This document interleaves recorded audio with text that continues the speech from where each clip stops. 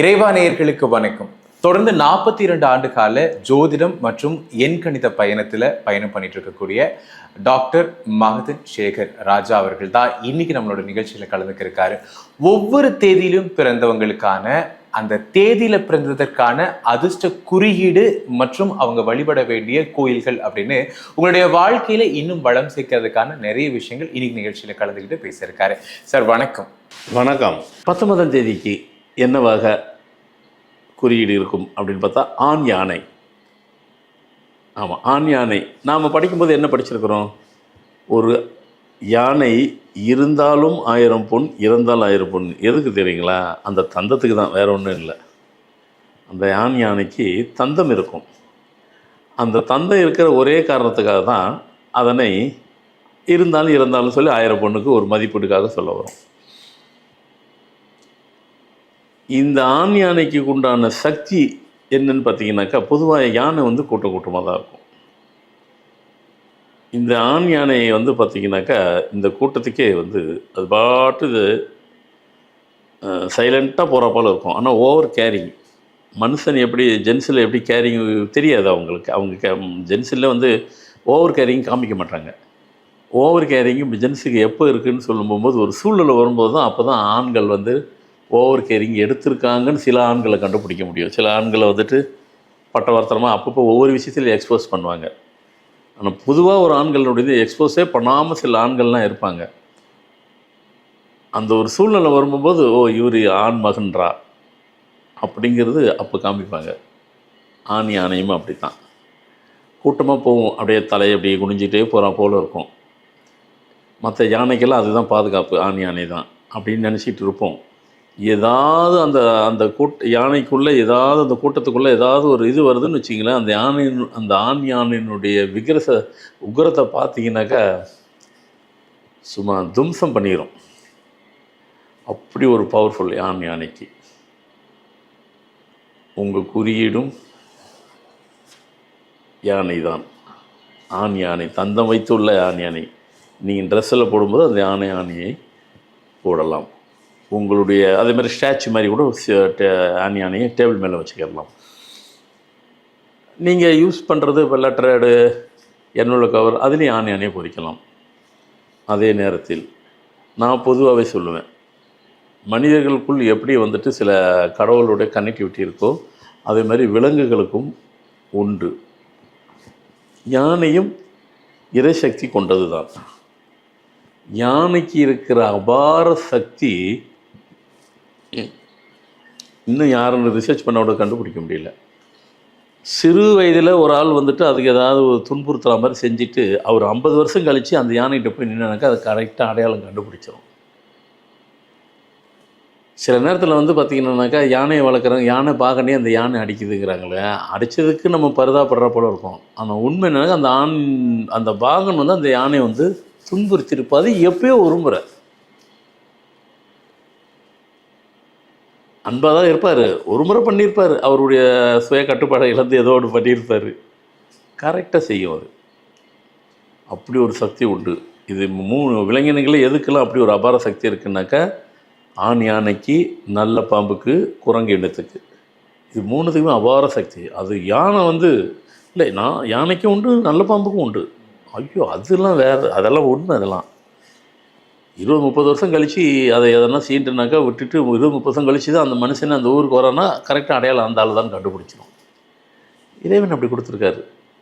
அப்போது இந்த ஆண் யானை அப்படின்னு சொல்லும்போது உங்களுக்கு அந்த ஆண் யானைக்கு கனெக்டிவிட்டி யாருன்னு கேட்டாக்கா விநாயகர்.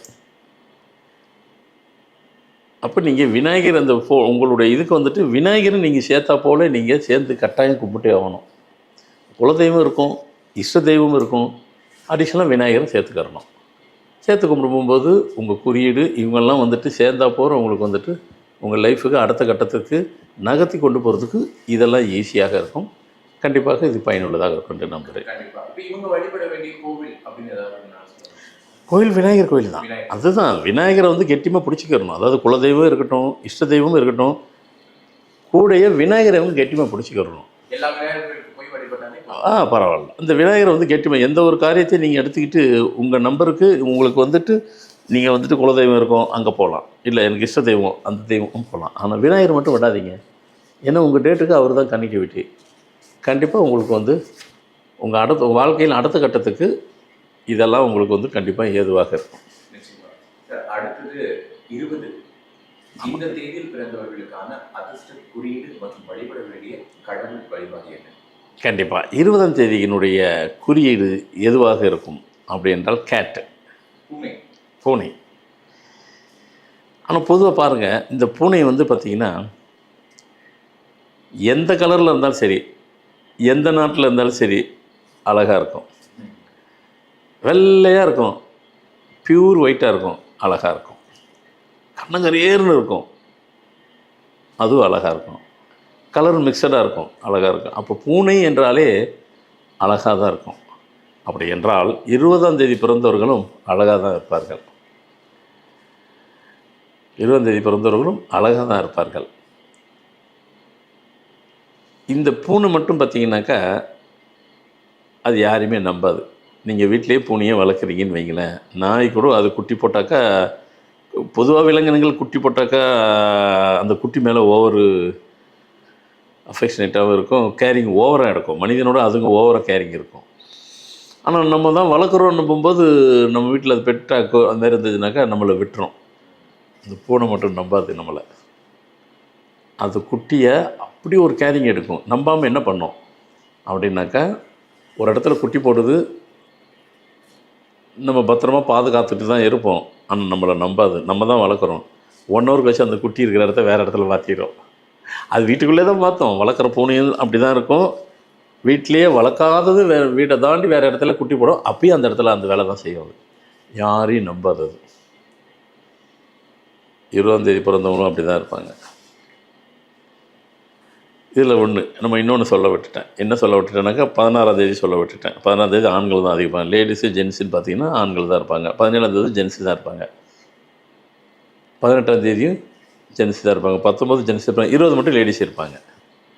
ஏன்னா ஒவ்வொரு தேதிக்கும் பர்சன்டேஜ் 90 to 95% ஜென்ஸாக லேடிஸாங்கிறது அதை விட்டுட்டேன். ஒட்டுக்காக சேர்ந்த மாதிரி சொல்லிட்டேன். அப்போ நான் அதை விட்டுட்டு நான் இப்போ இதை பார்த்தோன்னா திருப்பி போய் பாருங்கள், அது யார் இருக்கிறது கரெக்டாக இருக்கும். ஏன்னா உங்கள் வீட்டில் நீங்கள் உங்கள் வீட்டில் யாருன்னா ஒருத்தர் இருக்க தான் செய்வீங்க. கரெக்டாக இருக்கும். 90 to 95% நான் சொல்கிறதா இருக்குது. அப்போ 20ஆம் தேதி பெண்கள் தான் இருப்பாங்க. அப்போ பெண்களுக்கு வந்துட்டு அவங்க குழந்தை பிறந்துச்சுனாக்கா ஓவர் கேரிங் இருக்கும். வேலைக்கு போவாங்க, எல்லாம் செய்வாங்க. குழந்தைக்கு எதனா ஒன்றுன்னு வச்சுக்கிருங்க, லீவு போடுறதெல்லாம் பெரிய மேட்ரு இல்லை. அப்படி எதனா தேவை வேலைனாக்கா வேலையை கூட விட்டுட்டு போய் உட்காந்துருவாங்க. ஓவர் கேரிங் எடுப்பாங்க. யாருமே நம்ப மாட்டாங்க. அது ஆமான்னா ஆமான்னு தான் சொல்லுவாங்க.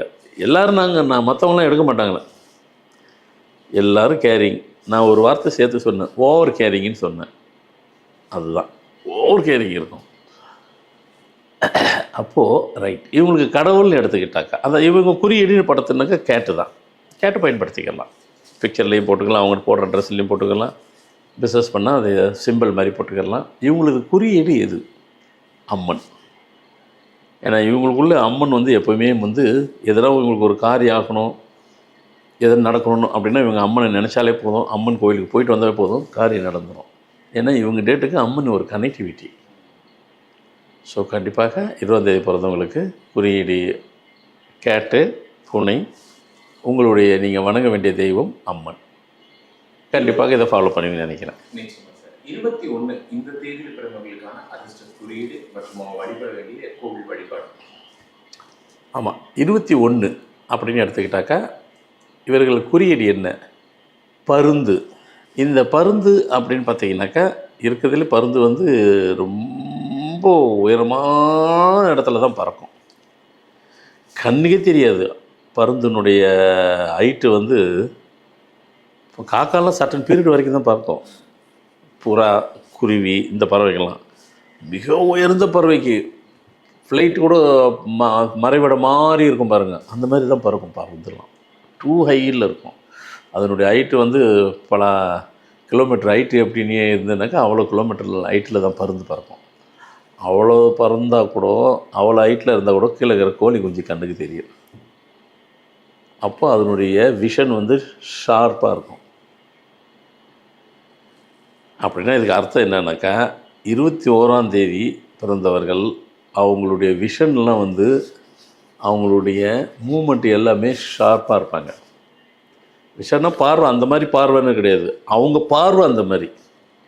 பருந்துக்கு பார்வை அப்படி, 21ஆம் தேதி பிறந்த மனிதனுடைய பார்வை அப்படி ஒரு பவர்ஃபுல்லான பார்வையாக இருக்கும். அவங்க திங்கிங் பார்வைன்றது திங்கிங் ஷார்ப்பாக பிடிச்சிருவாங்க. இங்கே உட்காந்துக்கிட்டே இருப்பாங்க, அந்த அட்மின் வந்து அழகாக பண்ணுவாங்க, கரெக்டாக ஷார்ப்பாக எங்கேயோ பார்த்தா போல இருக்கும். ஆனால் கரெக்டாக நீ இந்த வேலையை பார்க்கல, அந்த வேலையை பார்க்கல, இப்படி செய்யணும் அப்படி சொல்லிட்டு ஐடென்டிஃபை பண்ணிடுவாங்க. அந்த சக்தி வந்து 21ஆம் தேதி பிறந்தவங்களுக்கு உண்டு. காரணம், பருந்தினுடைய குறியீடு அவங்களுக்கு உண்டு, பருந்தினுடைய பவர் அவங்களுக்கு உண்டு. இந்த பருந்து வந்து பார்த்திங்கனாக்கா உங்கள் குறியீடாக நீங்கள் போடுற ட்ரெஸ்ஸுலேயும் கண்டிப்பாக போட்டுக்கலாம்.